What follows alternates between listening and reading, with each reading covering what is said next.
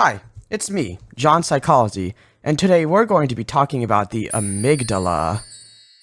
Now first, we're going to need someone to help us understand what the amygdala really is. So for that, we're going to need this guy known as Jim. Say hello to Jim.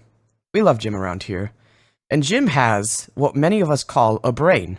Here you go, look at Jim. Now, we're going to need to kill Jim. Okay, now that we were able to cut Jim in half, or I guess we can say we decide to behead him, we can now finally cut to the more important part, which is the brain. There we go. Now we have Jim's brain right here.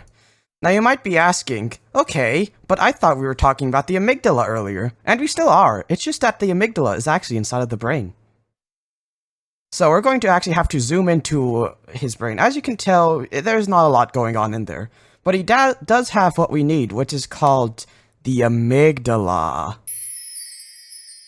Now here's this diagram that shows what the amygdala is. It's that little pea-shaped almond-looking thing in the brain. For reference, this is what an almond looks like, okay? That's what the amygdala looks like.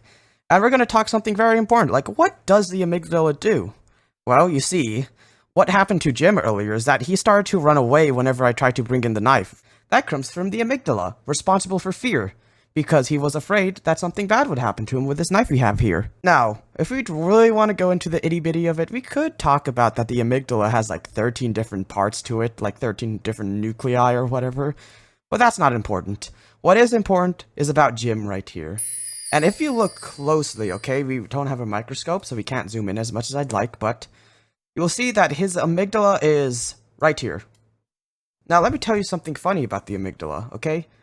If we talk about the frontal lobes, which would be around here, the frontal lobes are responsible for things such as memory, decision-making, basically all of the higher learning parts of the brain. It's also responsible for impulse control. ADHDers? Fun fact, you know why you suck at impulse control? It's because your frontal lobes suck. As simple as that. So I just got word from my employer, and he said that some people might be confused about like the drawings here. Right here you go. As you can see here, just so you don't get confused, the amygdala is the almond-shaped looking thing, not to be confused or anything. The amygdala is responsible for actually hijacking the frontal lobes. Now why is that? Well, to simply put, I'm gonna give you a demonstration. Now here you go. We have two different types of specimens. Now if a lion were to attack you, okay, who would do better? Would the guy over here, whose amygdala hasn't shut down their frontal lobes, go, is it okay to kill a lion? Is it alright to harm an animal or another being?